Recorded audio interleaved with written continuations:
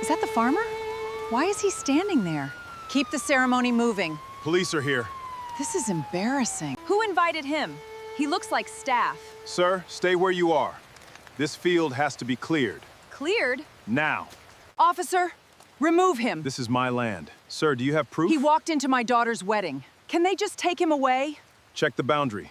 Look at him.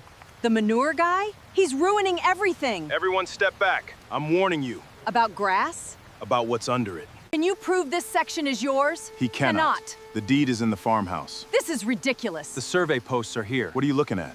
The time. Is this his field? Do not listen to him. She said he's staff. Mom, what's happening? I need the map. Ask the county clerk. Dispatch, check Reed Hollow. Remove him now. Sir, last chance. Keep everyone off the grass. Why? Did you hear that click? Too late to ignore it.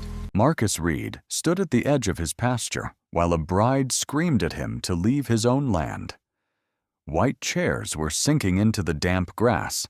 Violin music trembled under police sirens, and the HOA president pointed at his muddy boots like they were evidence of a crime. How do you prove a farm belongs to you when everyone has already decided you are the help? What happens when a woman builds her perfect wedding on a man's grief, then calls the law to remove him? And why did Marcus quietly check his watch just before the manure sprayers came alive? Stay until the end, because the ugliest truth that day was not the smell. Rain slid off Marcus Reed's cap and struck the toes of his boots in dark drops. "Officer, remove him," Vanessa Hale said, lifting white gloves above the wet grass. "This man walked into my daughter's wedding and refuses to leave." The violinist stopped on a thin note. White chairs faced the flowered arch, legs sinking into the pasture. Guests turned, smelling of perfume, damp wool, and roses. Marcus stood by the fence with mud on his cuffs and ribbon stuck to one boot. Officer Caleb Monroe stepped between them. "Sir, do you have business here?" "Yes." "What business?" Marcus looked past him to the arch. Under that spot, 6 feet below the sod, ran the western fertilizer line. "This field has to be cleared," he said. "Now." A laugh came from under the tent. Someone whispered, "The manure guy thinks he runs the place." Vanessa's smile sharpened. "You see? He is threatening us. I'm warning you." "About grass?" Deputy Lena Ortega lowered her clipboard near the patrol car. "Ma'am, let him answer." Vanessa kept her eyes on Marcus. "I have a permit, a paid event, and one unstable farm worker frightening my guests." The word worker landed in the mud. No one corrected it. The bride, Emily, squeezed her bouquet until a stem snapped. Monroe opened his notebook. "Name: Marcus Reed." Brett Collins hurried over, tablet under his jacket, shoes sliding on the grass. "We handled this all week. He's from the neighboring property. We offered compensation." Marcus turned his head. "You offered cash to ignore a fence line." Brett blinked. "That's not accurate." "Then show the letter." The tablet dipped. Vanessa touched Brett's sleeve, and he went still. Rain tapped the tent roof like fingers on a locked door. Monroe glanced toward the field road. "Can you prove this section is yours?" "The deed is in the farmhouse. The survey posts are here." Vanessa gave a small laugh. "We are not stopping a reception because Muddy Boots claim to own the view." Marcus brushed wet clover from a flat metal cap beside the leaning fence post. "South boundary marker." Brett stepped in front of it. "Old farm tag. Means nothing." "Move your foot," Ortega said. He waited one beat too long. When he shifted, Ortega crouched and wiped the cap clean. A stamped R showed through the dirt. Vanessa's voice cooled. "Are we doing this in front of my daughter's guests?" Marcus checked his watch. 4:17 p.m. In 43 minutes, the automatic cycle would open the west line unless the pump room was switched to manual. The key was in his kitchen, below Claire's photograph. "Officer," Marcus said, "call the county clerk. Ask for Reed Hollow Farm, South Meadow." Monroe's radio crackled. "Dispatch is checking. Ask the clerk directly, and keep everyone off the grass." Vanessa stepped close enough for him to smell lavender over wet hay. "You will not ruin my daughter's day because your farm failed and the neighborhood improved around you." Marcus looked at the chairs, the cake table, the arch above buried pipe, every clean thing standing on a system nobody had bothered to understand. "My farm didn't fail," he said. The radio popped again, swallowing words in static. At the edge of the field, one sprinkler head gave a small metallic click. At 6:45 a.m., Marcus braced one boot against the rail and pulled the fence wire tight until the old post gave a tired groan. Fog sat low over Reed Hollow Farm, silvering the grass. The pump house hummed behind him. Beyond the tree line, trucks backed up with sharp beeps that did not belong to a spring morning. His phone buzzed on the fence post. "Morning, Dad," Maya said. "You awake?" "Been awake." "That means yes with dirt on it." College noise echoed behind her. "County hearing tomorrow at 9, right?" "I know." "And the soil board letters?" "In the blue folder." "The gray one you call blue?" "That one, with the deed." A crow lifted toward Briar Ridge Estates, where new windows caught sunrise like mirrors. Claire used to say the hill looked better with cows than chandeliers. Maya's voice lowered. "Did the HOA send anything else?" Marcus paused with the pliers in his hand. Beside the toolbox lay a white envelope, opened with a hay knife, its seal damp from mist. "Just paper." "What kind?" "The kind that tells grass to behave." He folded it under a wrench. "They want the lane cleaned before their event. Farm equipment affects the neighborhood image." "They don't own your lane." "No." "Then say that." "I have." The pump motor clicked, then settled. Through the kitchen window, he could see Claire's photograph beside the sugar jar, blue raincoat, hand on the gate, laughing outside the frame. In his shirt pocket, he carried the smaller copy, corner rubbed soft from his thumb. A truck door slammed beyond the field road. Marcus turned.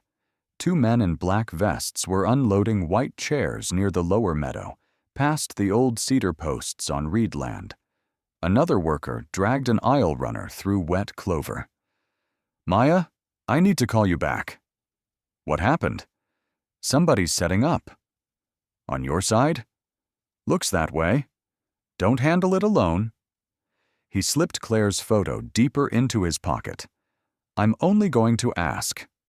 "That's what you always say before people pretend they didn't hear you."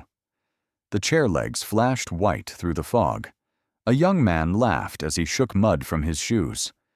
"Maya, go to class." "I can drive home." "No. I'm not asking permission. You have a presentation at noon." "You remember that?" "I remember what matters." For a moment, neither spoke. Wind moved through the wire. "Keep the documents close," she said. "I will." "And call the sheriff before they make you look like the problem." Marcus watched a floral arch rise from a trailer, pale ribbons snapping in damp air. One worker pointed toward the pump house, then across the field as if marking a guest path. "I'll call if I need to." "Dad, that means you won't." He ended the call gently and stood until the screen went dark. Then he picked up the HOA letter, smoothed it against his thigh, and read the last line again. Failure to cooperate may result in enforcement action. A gust carried the smell of cut roses across the pasture, sweet and wrong over the manure-warmed earth.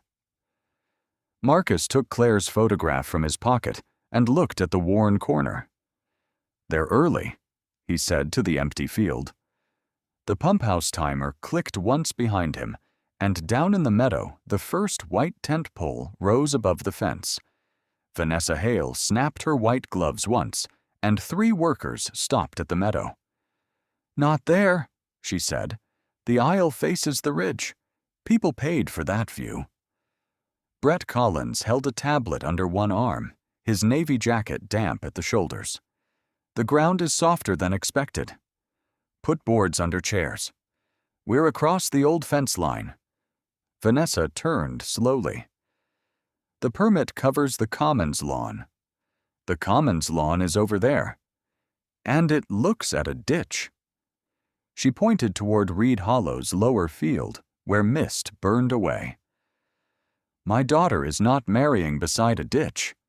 Emily Hale stood under the half-raised tent, coffee trembling in a cup, her veil still in a bag. "Mom, if this is complicated—" "It isn't." Vanessa smiled without looking at her. "Your day will be perfect." Graham Pierce arrived in a dark SUV, polished and dry, a county donor pin on his lapel. Brett glanced toward Marcus with the HOA envelope. "The farmer," Brett said. Vanessa tightened the fingers of her gloves. "Marcus Reed complains about every improvement Briar Ridge makes." "The path crosses his cattle lane," Emily said. "Sweetheart, let adults handle property." Marcus reached the service road before a florist van backed over the grass. Tires pressed dark crescents into clover. A generator coughed behind the tent, throwing diesel into cold air. "Morning," Marcus said. Brett stepped forward. "Mr. Reed, we're on a schedule."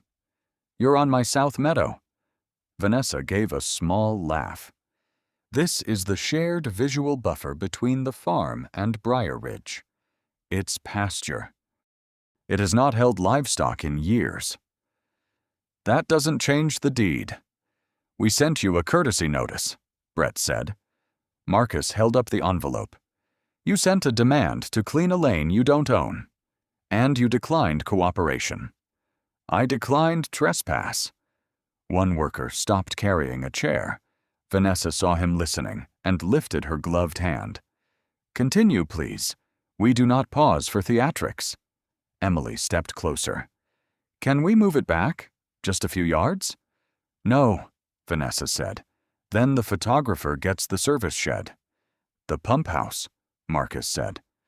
Brett's eyes shifted toward the small building beyond the cedar posts. "We're nowhere near that." "You're near enough." Graham touched Brett's shoulder. "Marcus, let the family have one day." "It's my field every day." "And after today," Vanessa said, "you may go back to doing whatever you do here." A chair leg sank with a wet suck. The worker tugged it free, leaving a black hole in the grass. "I'm asking you to remove the setup." Brett opened his folder, slid a paper halfway out, then stopped. Marcus saw his copied refusal letter. "Show them that," Marcus said. Brett pushed the sheet back in. "Not necessary." Vanessa's gloves folded over the folder. "If you disturb my daughter, I will call law enforcement." Emily whispered. "Mom?" "No." Vanessa did not raise her voice. "People test boundaries until someone enforces them." Marcus looked at the gloves covering the paper, the chairs moving deeper into the meadow, the pump house light blinking green. "Then enforce the right one," he said. Vanessa turned away. "Brett, keep building." Behind her, the first row of white chairs crossed the buried line. The private agricultural land sign lay face down in the ditch, half covered by brown water. Marcus found it at 8:12 a.m. beside the cedar post, where it had hung since Claire painted the letters by hand. 2 rusty nails still clung to the board. When he lifted it, mud filled the lines of his palm. "Hey!" a worker called. "You can't move stuff from the event site." "This was on my fence," Marcus said. Brett Collins hurried over, tablet pressed to his chest. "Marcus, let's not start with accusations." "Who took it down?" "No one. Maybe it fell." It was screwed in. Old wood rots. The post is cedar. Behind Brett, two men rolled a bar cart over wet grass, wheels cutting lines near the survey cap. Marcus stepped in front. "Stop moving equipment." The men looked at Brett. "We have a timeline," Brett said. "You have a trespass." "Can we speak privately?" "We are." Brett lowered his voice. 200 guests are coming. You want them watching a grown man fight over grass?" Marcus held up the sign. Water dripped from private. "It is not grass to me." A teenager paused near the tent flap, arms full of wrapped glassware, reddish hair flattened by rain, bow tie crooked, name tag reading Eli. He watched Brett slide one hand into his jacket. "Maybe," Brett said, "we solve this like neighbors." "We're not neighbors." Brett took out a thick white envelope. "A courtesy payment. Let the ceremony finish. We clean up, and no one has to make this ugly." Marcus looked at the envelope, then at the chairs past the fence line. "Respect doesn't come sealed." Eli shifted the tray to one arm. His other hand came up with his phone. Tessa Ward, the catering supervisor, stepped beside him with silverware chiming in a crate. "Eli," she whispered, "put that away." He offered him money. "Before you lose your job." The nails pressed into Marcus's palm. He did not close his fist. "Show Vanessa the refusal letter," he said. Brett's smile thinned. "That was a misunderstanding. You acknowledged it. Marcus, you're making this hard." "No, I'm making it clear." Brett glanced back. Vanessa had turned. "Mrs. Hale believes the lower meadow is part of the visual easement," Brett said. "If you embarrass her, she will escalate." Marcus set the sign against the post. 2 dark holes showed where the nails had been. "You said believes," he said, "not proves." Tessa's crate lowered to the grass. Eli's phone tilted. Brett noticed. "Are you recording me?" Eli froze. "Give me that." Tessa stepped between them. "He's 17. Marcus moved 1 pace. Brett stopped reaching. "Don't touch him." For the first time that morning, workers stopped pretending not to hear. A florist held roses in midair. Vanessa crossed the field, careful not to let mud touch her heels. "What is the delay?" Brett slipped the envelope back into his pocket. "A minor issue." Marcus opened his palm. The 2 rusty nails sat there, wet and sharp. "Your people removed my sign." Vanessa looked at the nails as if they were insects. "Or perhaps your neglected property is falling apart." Eli's phone made a tiny click. Vanessa heard it. Her head turned. At the same moment, far behind them, the pump house light changed from green to amber. Marcus saw the amber light blink through the pump house window and reached for his phone. "Put that away," Vanessa said. Eli lowered his phone to his apron, thumb bright on the screen. Marcus dialed the sheriff's office with mud drying between his fingers. Chairs scraped, glassware chimed, and rain slid down his collar.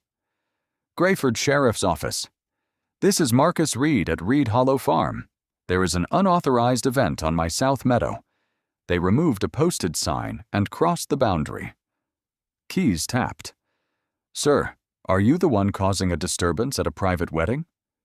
"No." "We have a complaint from Briar Ridge about a trespasser harassing guests." "I'm standing on my land." "Units are en route. Keep distance from the event." The call ended. The phone felt colder than the rain. Brett Collins smiled. "Good. Law enforcement can sort this out. They could have before you set tables over pipe." Vanessa lifted her chin. "Enough with the pipe." At 10:06, a patrol SUV rolled onto the lane. Officer Caleb Monroe stepped out, rain shining on his shaved head. Deputy Lena Ortega followed with a clipboard sealed in plastic. eyes moving from the tents to the posts. Vanessa reached them first. "Officer, thank God! This man has interfered with my daughter's wedding." Monroe looked at Marcus's sleeves. "Sir, step away from the setup. It's on Reed Hollow. Step back while I assess." Marcus took one pace. Mud sucked at his boot. Ortega crouched by the fallen sign. "Who removed this?" Vanessa laughed softly. "Deputy, surely we are not here over old wood." Marcus said, "I am." Brett handed Monroe a permit. "Event permit. Commons Lawn. Briar Ridge Estates." Ortega read over his shoulder. "This address lists Briar Ridge Club Pavilion." "The pavilion lawn flows into this space," Brett said. "No, it doesn't," Marcus answered. Graham Pierce arrived under a black umbrella. "Caleb, Lena, appreciate you coming." Monroe straightened. "Mr. Pierce." Vanessa softened her voice. "Graham knows the boundaries." "I know this tension," Graham said. "Marcus has never adjusted well to growth around him." Marcus watched the amber light blink again. Ortega tapped the permit. "The map attachment is missing." Brett's fingers tightened. "Submitted digitally. Then send it. Our signal is poor out here." Monroe lowered his voice. "Do you have immediate proof?" "The cap at your deputy's feet. The fence line. County deed in my kitchen." "Can someone retrieve it?" "I can." Vanessa stepped toward the lane. "Absolutely not. If he returns with tools, this becomes unsafe. I'm going to my house." Graham touched Monroe's elbow. "Separate parties until the ceremony finishes. Paperwork can wait." Ortega looked up. "After they continue using disputed land?" Rain ticked on her clipboard. No one answered. Monroe exhaled. "Mr. Reed, remain by the fence.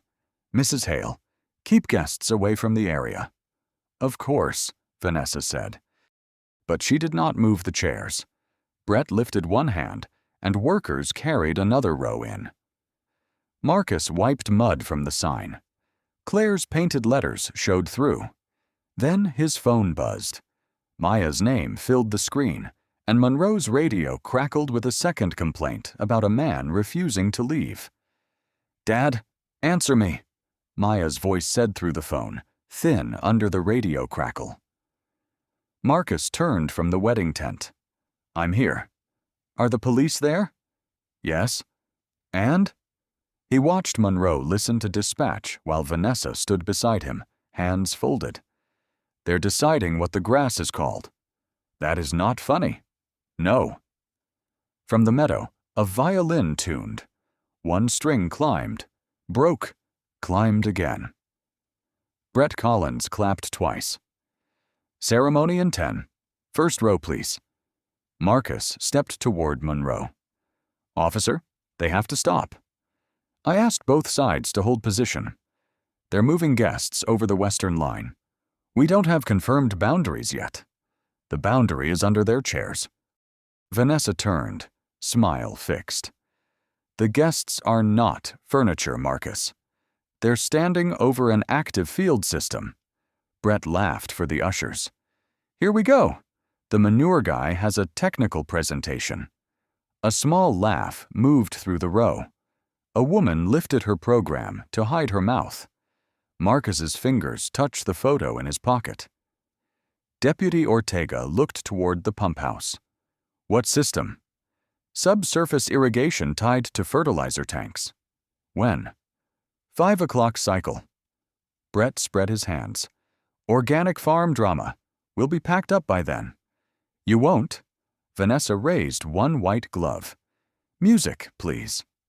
The violinist began again, louder, cutting across Marcus's next words. Maya's blue car came up the farm lane at 11:23, tires throwing gravel. She got out before the engine died, gray hood up, laptop bag at her hip. "Dad, you shouldn't be here. You didn't answer me." She took in the floral arch, the aisle runner smudged brown, the broken sign against his leg. "Is that Mom's field?" Marcus did not answer quickly enough. Maya faced Monroe. "I can show you the deed." "Ma'am, please stay back." "I'm his daughter. This is Reed Hollow." Vanessa stepped between them. "Your father is upset. We are trying not to embarrass him." Maya's jaw tightened. "Then move the wedding." Emily, bouquet held too high, looked at Maya as if she wanted to speak and lost her line. "Sweetheart," Vanessa called. "Inside." Emily stayed under the tent edge. Rain tapped above her veil. Marcus leaned toward Maya. "Not loud." "They're taking the field in front of you." "Not loud." "Why are you protecting their comfort?" He drew Claire's photograph out half an inch, then slid it back. Maya saw the blue raincoat in the worn corner and stopped. The officiant called for the wedding party. Guests stood. Chair legs squelched. Perfume mixed with wet hay and diesel. "Begin," Vanessa said. Marcus tried once more. "Deputy, look at the pump room panel." "Amber means—" The violin swelled over him. A man near the aisle muttered, "Some people can't let others have nice things." Maya turned toward the sound, but Marcus caught her sleeve. "No." The bride walked beneath the arch. Mud marked the hem of her dress. Marcus stepped back until his heel touched the fence rail. He stood quiet while vows began on land Claire had planted with rye after a flood. Ortega lifted her phone, trying for signal. Monroe watched Vanessa instead of the pump house. At the word forever, the amber light in the small window blinked twice, then held steady. The amber light held steady while the officiant pronounced them married. Applause rose under the tent, loud enough to drown the pump house hum. Emily kissed her husband with mud on her hem. Marcus stayed by the fence, one hand on the old sign, rain running onto Claire's painted letters. Vanessa waited until guests moved toward the tables. Then she walked to Officer Monroe. "I want him removed now." Monroe lowered his notebook. "Mrs. Hale, he threatened to activate farm equipment during my daughter's reception." Marcus turned. "I warned you about a scheduled system." "You heard him," Vanessa said. "He said something would happen at 5. Maya stepped forward. "Because you're standing on a working field." Brett slid beside Vanessa. He kept mentioning manure lines. Guests were frightened. Eli stood near the catering tent, phone hidden against his vest. Maya saw him. "You recorded it, right?" "Some of it." "Show them." Tessa touched his elbow. "Careful." Vanessa's head snapped around. "That boy has no permission to film a private wedding." "It's not your land," Maya said. Monroe raised a palm. "Everyone stop. Mr. Reed, come with me to the vehicle." "For what?" "To separate parties while we sort out statements." Maya's voice cut sharp. "You're taking him." "No one is taking anyone," Monroe said, but his hand had moved toward the path. Guests opened a lane without being asked. Shoes sank in the grass. Champagne glasses paused halfway to mouths. "Dad," Maya said, "don't move. Find the blue folder." "I have copies." She lifted her phone. "Deed, conservation agreement, survey map."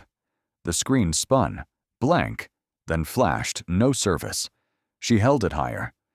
"Come on," Vanessa smiled. "Perhaps documents should have arrived before the ceremony." Marcus said quietly, "Maya." "No, they're making you look—" "Maya." She stopped. Rain dotted her cheeks. Her fingers could not swipe the screen clean fast enough. "Don't give them your voice," he said. Monroe shifted. "Sir, just to the car." "Am I under arrest?"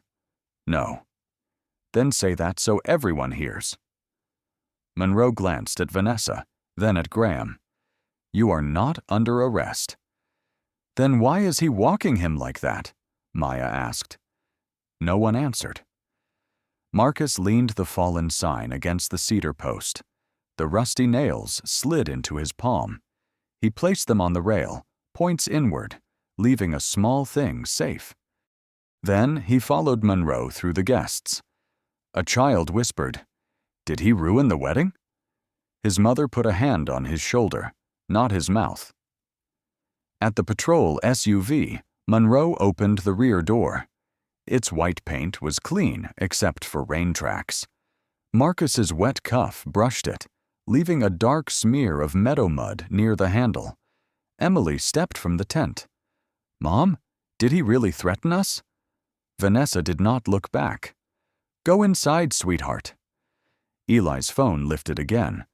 Brett saw it and moved toward him. Deputy Ortega stepped between them. "Leave the kid alone." Marcus heard that before he sat. The seat smelled of cold vinyl and old coffee. His knee touched the metal divider. Maya stood 20 yards away with her useless phone in the rain.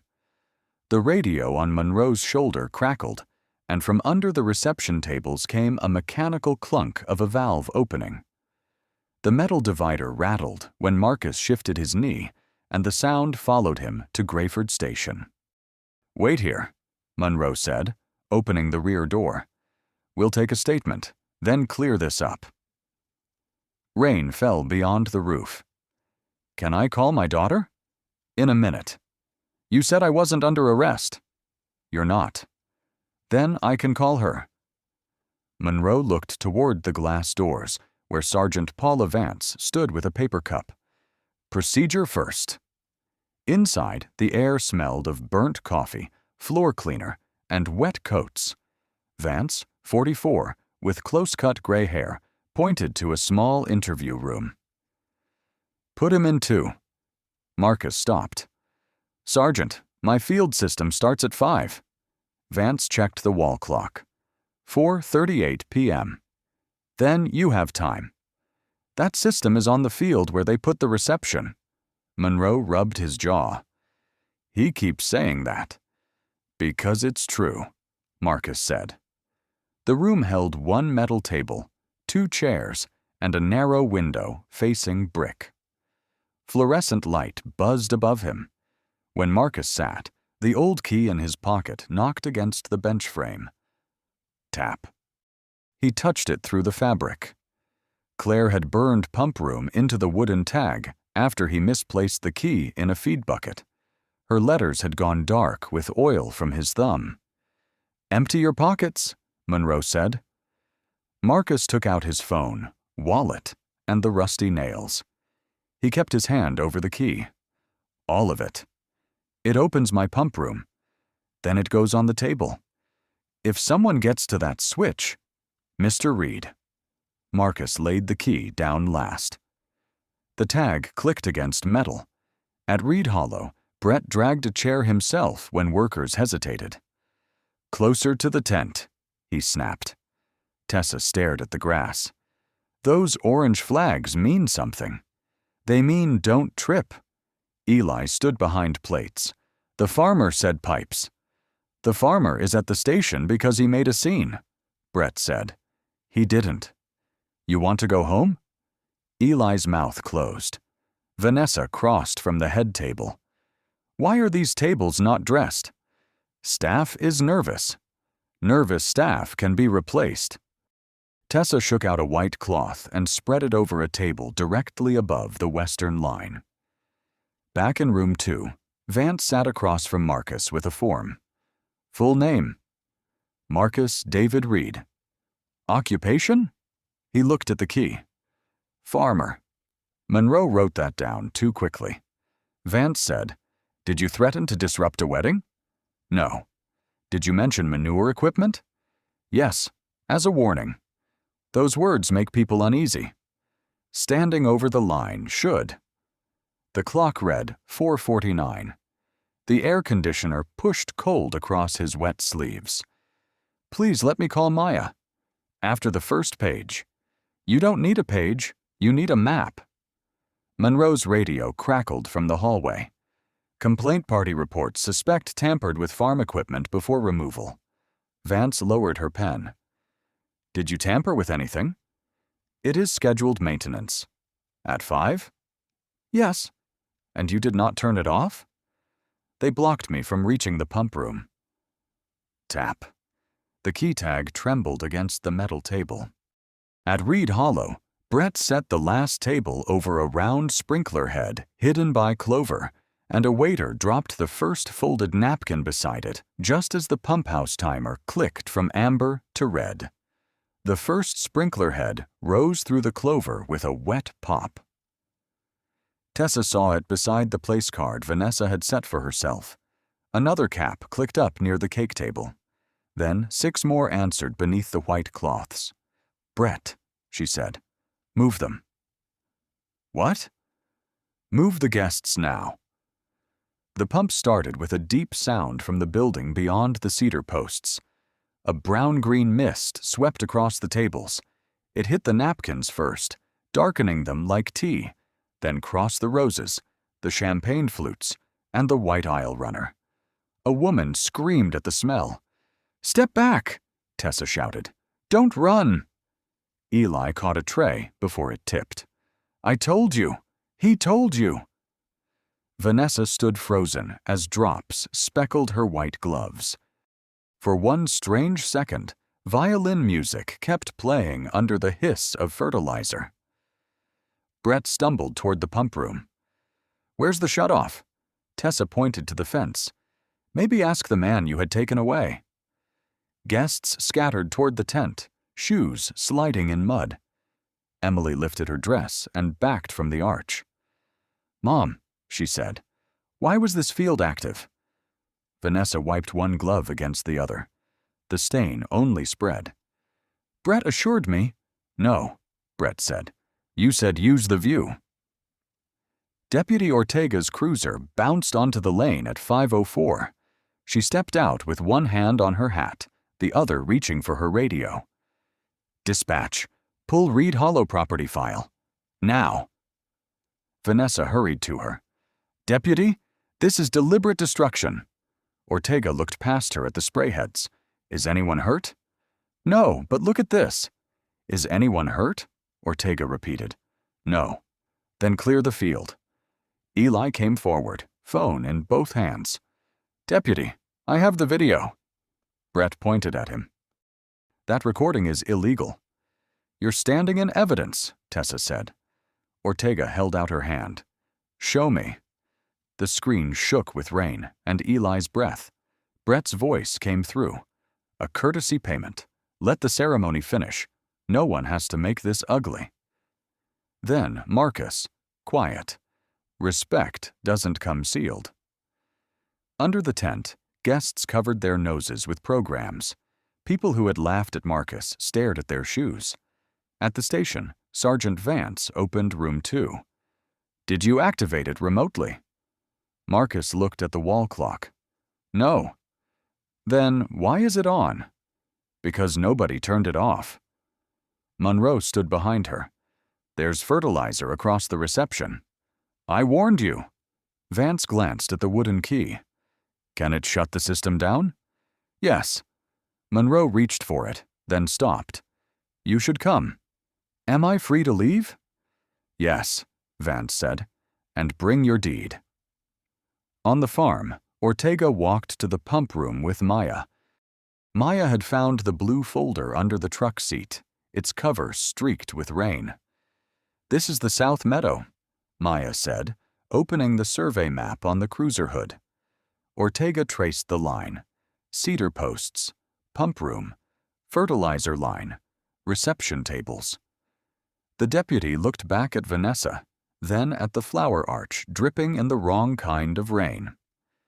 "Mrs. Hale," she said, voice low enough that everyone leaned in. "Why did your permit say Briar Ridge Pavilion?" Vanessa looked toward Brett. Brett looked toward the ruined tables. And from Far Road, Marcus Reed's truck turned through the gate with headlights on. Marcus's truck stopped beside the pump room, and for 1 second no one moved except the sprinklers. He stepped out with the blue folder under one arm. His cuffs were still damp from the station. The meadow smelled sharp and earthy. White napkins clung to chair legs. Maya ran to him. They let you go? For now. You shouldn't have had to ask. He touched her shoulder. Is everyone clear? Deputy Ortega answered, Yes, no injuries, only property. Brett Collins stood near the cake table, shoes brown to the ankle. Only property? This is a wedding. Marcus looked at him. It was a working field. Vanessa pressed a stained handkerchief to her nose. Do not pretend this was an accident. It was scheduled. I expected you to read my letter. Eli Brooks came from the catering tent with his phone in both hands. Tessa walked beside him, apron streaked with rain and fertilizer. Deputy, Eli said, there's more. Brett stepped forward. Ortega raised a hand. He works for me, Brett said. He's speaking to me. Eli swallowed, bow tie crooked, thumb shaking before he pressed play. The video showed the fallen sign, Marcus holding rusty nails, Brett's envelope half out of his jacket. Rain cracked against the speaker. Maybe we solve this like neighbors, Brett's recorded voice said. A courtesy payment. That's edited, Brett said. Tessa laughed once. You barely know how to send a schedule invite. Maya bent over the phone. Can you send that to me? I already did, Eli said. And the longer clip. What longer clip? Mrs. Hale told him to keep building after Mr. Reed said no. Vanessa dropped the handkerchief. That boy is lying. Eli flinched, but Tessa moved closer. Send it to the deputy too, Maya said. No service. Use my truck hotspot, Marcus said. Password is Claire 2020. Maya looked at him. The name sat between them like a small opened door. At the cruiser hood, Ortega spread the survey map. Rain dotted the paper until Marcus shielded Claire's signature with his palm. The county seal and conservation boundary sat where the tables had been. Ortega read aloud, Reed Hollow Farm, protected agricultural use, no private event access without owner consent. Emily turned toward Vanessa. Owner consent. Did you have it? Brett answered too quickly. We had informal approval. Marcus looked at him. From whom? The HOA board believed. From whom? Tessa's phone chimed first. Maya's followed. Uploaded, Maya said. I sent it to someone too, Tessa added. Brett wiped his wet face. You sent it where? To Nora King at the Ledger. She covered my uncle's road case. Vanessa stared. You called a reporter? No, Tessa said. I sent evidence. Ortega clipped the folder shut. Mr. Reed, I'm requesting formal copies of these documents. You'll have them. No one touches anything else on this field. Vanessa looked at the ruined arch and her daughter's muddy hem. Her voice had no polish. This day was supposed to be beautiful. Emily stared at the darkened napkins lifting in the wind. It was, she said, before we pretended not to hear him. Marcus looked toward the pump room window, where the red light had gone dark, and Maya's phone began ringing with an unknown local number. Maya stared at the unknown number until it rang a third time. Answer, Marcus said. She put it on speaker under the truck hatch. Rain tapped the roof.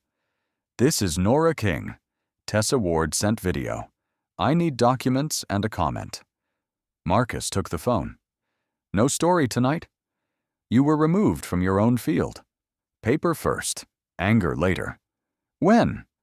Tomorrow, 10:30, County Clerk's office. At 9:18 the next morning, Marcus stood outside Room B with the blue folder and Claire's map against his chest. A coffee stain marked one corner. Her handwriting curved along the margin. South Meadow stays open. Maya touched the crease. You sure? It's the original. It's Mom. I know. The corridor smelled of copier heat and floor wax. Brett checked his phone by the vending machine. Vanessa arrived with Graham, gloves replaced by a cream scarf. Emily followed. ring bright on a twisting hand. Graham gave Marcus a public smile. "Let's keep this measured." Marcus nodded. "That is new." County Clerk Denise Albright opened the door, silver hair pinned tight, red glasses on a chain. "Read Hollow Review. Inside." Vanessa set an invoice on the table. "Florals, rentals, cake, cleaning, distress to my daughter." Denise lowered her glasses. "This is land use, not damages." "It became damages when his equipment ruined a private event." Marcus opened the folder. "It became damage when the event crossed my boundary." Brett leaned forward. "We believed the HOA visual easement extended. Belief is not a document," Denise said. The map unfolded with a dry sound. Marcus smoothed it with both hands, thumb near Claire's signature. "Conservation Agreement, 2006. Survey Update, 2019. Refusal letter to Mr. Collins, March 22nd. Denise took the letter. "Received?" Brett's throat moved. "My office receives many documents." "Signature?" He looked down. "Mine," Vanessa whispered. "Brett." Graham adjusted his cuff. "Denise, this is a neighbor conflict." Marcus slid another packet forward. HOA notices. 4 years. Odor, lane, equipment visibility, pressure to sell. Maya added 1 page. "This says the South Meadow affects resale photos." Emily looked up. "Mom?" Vanessa's mouth opened, but no words came. Officer Monroe stood by the wall, cap in his hands. Denise turned to him. "Did Mr. Reed ask you to verify the boundary?" "Yes, ma'am." "And did you?" Monroe tightened his fingers. "Not before I removed him." The room went still, except for the hum of old lights. Marcus took Claire's letter from the folder. The fold was soft from years in a drawer. "My wife wrote this before filing," he said. "It does not prove the line. It proves we told people what this field meant." He placed it down. Emily reached for it. She read 1 line, covered her mouth, and slid it back as if it had weight. Denise closed the folder. "I am opening a county review. Claims against Mr. Reed are suspended. Mrs. Hale, Mr. Collins, Mr. Pierce. No direct contact with him." Graham's smile disappeared. Monroe stopped Marcus by the water fountain. "I should have checked the cap." Marcus shifted the map under his arm. "Yes." Then Denise called from the doorway, holding up a copied page. "The permit attachment is missing from the county record, too." The copied page trembled in Denise Albright's hand. "What do you mean, missing?" Graham Pierce asked. "The county file lists an attachment," Denise said. "The attachment is blank." Brett's chair scraped. "Digital upload error?" "Convenient," Maya said. At 3 p.m., the hearing room was full. Farmers stood at the back with caps against their chests. Marcus kept both hands on Claire's folded map. Councilman Arthur Bell, 63, broad-shouldered and slow with every page, adjusted the microphone. It screamed once. "This is a land use review," he said. "Not a wedding argument." Vanessa sat straight, scarf tied at her throat. Emily sat behind her, twisting her ring until the skin reddened. Deputy Ortega was called first. "Did the permit location match the field in use?" Bell asked. "No, sir." "Did Mr. Reed warn officers about an active agricultural system?" "Yes." "Was that warning treated as credible?" Ortega held her hat under one arm. "Not soon enough." Vanessa whispered, "This is being framed." Marcus heard it. He did not turn. Bell called Eli next. "Why did you record?" "Mr. Collins pulled out an envelope, and Mr. Reed didn't take it. I thought someone should remember it right." Brett leaned forward. He was spying on a private event. "You will have your turn," Bell said. The video played through a small speaker.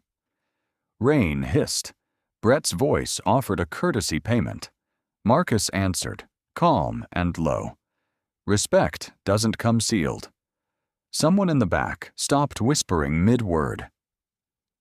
Tessa Ward testified after him, apron replaced by a black sweater. Mrs. Hale told staff to keep building after she knew Mr. Reed objected. Vanessa clicked her pen. That is not the same as knowing he owned it. Tessa looked at her. He said it was his land before the first row of chairs went down. Belle tapped the table. Mrs. Hale, wait. I have waited while my daughter's marriage is dragged through Manure. Marcus folded Claire's letter along its old crease. The paper gave a soft rasp. Emily stood. Her chair legs clicked against the floor. Mom, Vanessa turned halfway. Sit down. No. The room changed shape around that word. Emily held the chair in front of her. Did you know Mr. Reed refused permission before the wedding day? Brett stared at the table.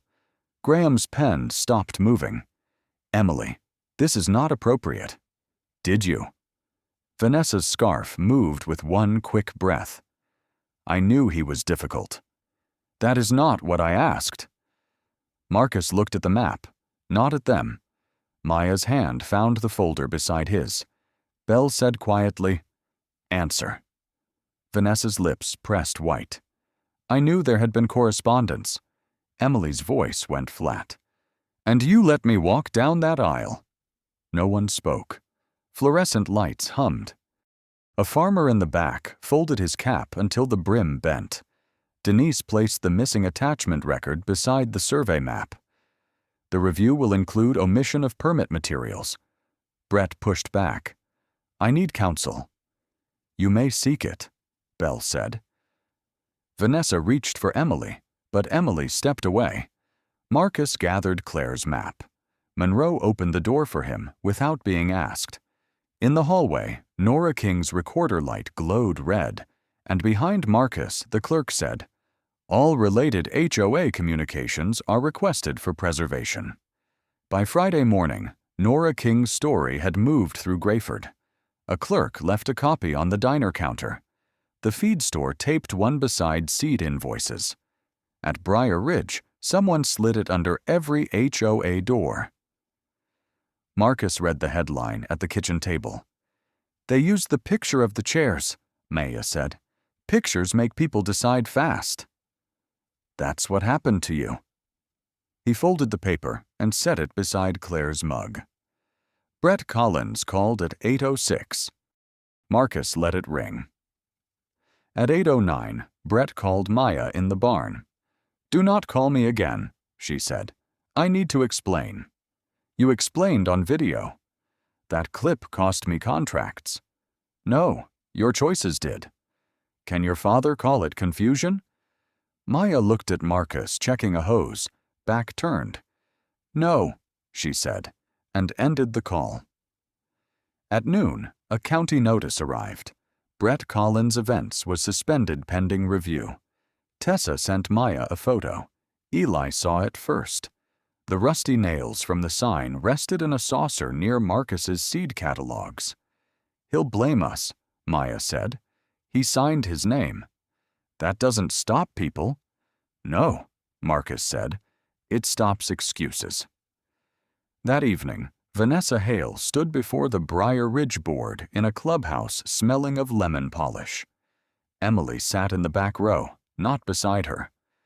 The media distorted a private family matter, Vanessa said. A board member lifted printed emails. Did you ask Mr. Pierce to pressure the county about Mr. Reed's complaints? I advocated for neighborhood interests. Did you claim Mr. Reed entered an event site while knowing permission had been refused?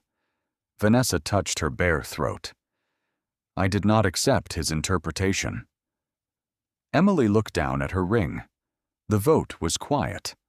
Names, seconds, paper sliding into a folder. Vanessa was removed from active HOA enforcement and placed under ethics review. She gathered her purse as if leaving a lunch she had disliked.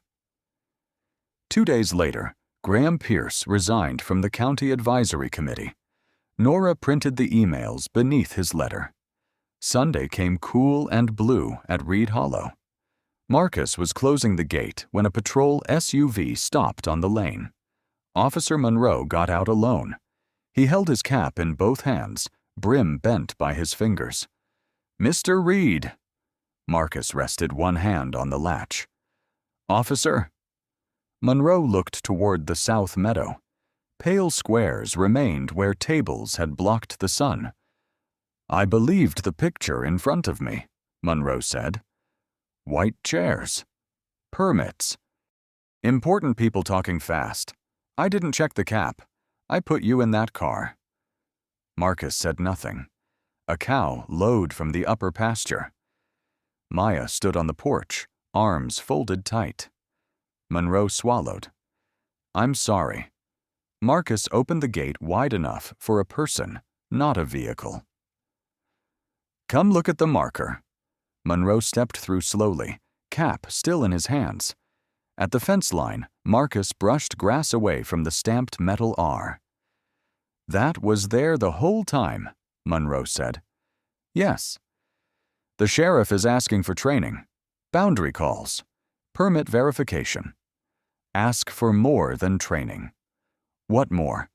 Marcus looked at the pump house, then at the lane where guests had walked around him like mud. "Rules that make checking facts easier than pleasing people," he said. Monroe wrote it down before anyone else could speak.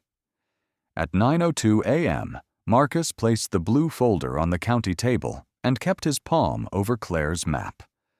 The room smelled of damp coats, burnt coffee, and printer toner. Farmers sat with caps on their knees. Briar Ridge residents sat across from them.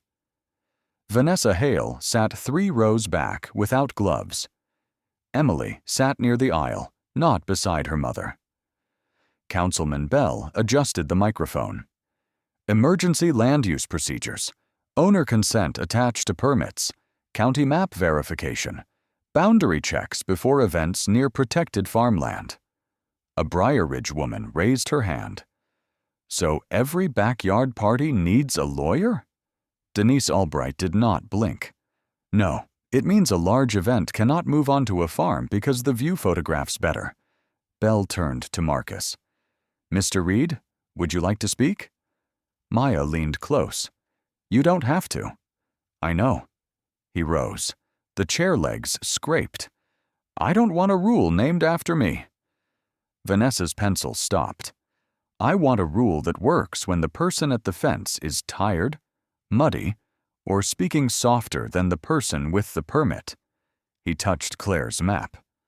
"And I want the first question to be simple." Bell waited. "Which question?" "Where is the line?" Monroe, by the door, wrote it down. That afternoon, the first session took place at Reed Hollow. Deputies and permit clerks stood in boots near the meadow while wind bent the ryegrass. Marcus pointed to the cedar posts, the survey cap, the pump room window. This marker was visible. A young deputy crouched, but not obvious.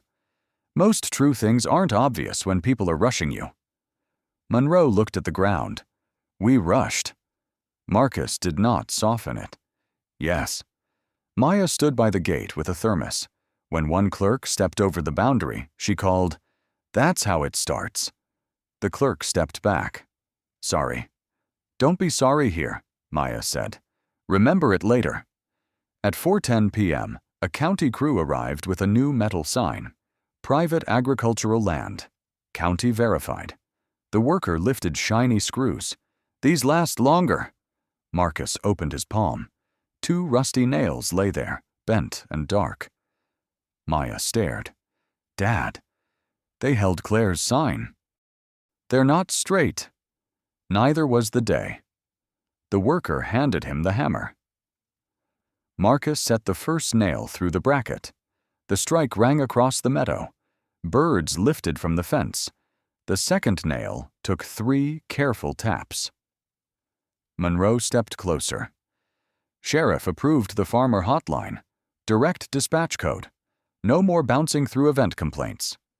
Denise added, and HOA permits near agricultural land now go to county review. Maya folded her arms. What about people who ignored letters? They sign acknowledgments before any future event, Denise said. Emily came up the lane with an envelope. Vanessa waited by a car at the road. I won't ask you to forgive my wedding, Emily said. Marcus took the envelope. Then what are you asking? That the school visit still happen next month. I'll volunteer, away from my mother. Maya studied her. Wear boots. Emily nodded. I will. When the others left, Marcus carried Claire's old sign to the pump room. He placed it under the window where late sun touched the flaking letters, and beside the switch, Claire's photograph waited in the quiet. The first school bus arrived at Reed Hollow at 8:31 on a wet Thursday, its brakes sighing beside the new county sign. Children stepped down in bright jackets, careful at first, then less careful when Maya showed them where the ryegrass was strongest. Emily Hale came last with a box of paper cups and borrowed boots 2 sizes too large. I can set up water by the fence, she said. Maya looked at the boots. Stay on the gravel until Dad marks the line. I remember. Marcus did not answer right away. He placed small orange flags along the cedar posts while the children watched as if his hands held a trick instead of wire, soil, and a folded map. A boy pointed at the pump room. Is that where the wedding exploded? Maya coughed into her sleeve. Emily lowered her eyes. No, Marcus said. That's where people forgot to ask. The teacher wrote it down. Wind moved through the grass, carrying the clean smell after rain. Near the gate, Claire's painted sign leaned inside the pump room window, no longer a warning people ignored, but a thing children asked about with muddy hands. 2 weeks later, the county released its public report.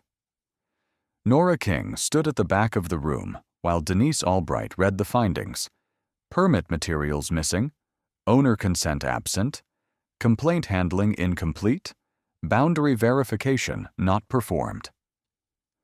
Brett Collins was barred from county-approved event work for 3 years and required to complete compliance training before any reinstatement.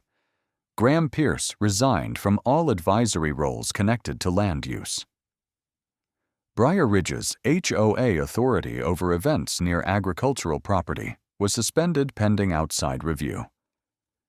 Vanessa Hale did not attend.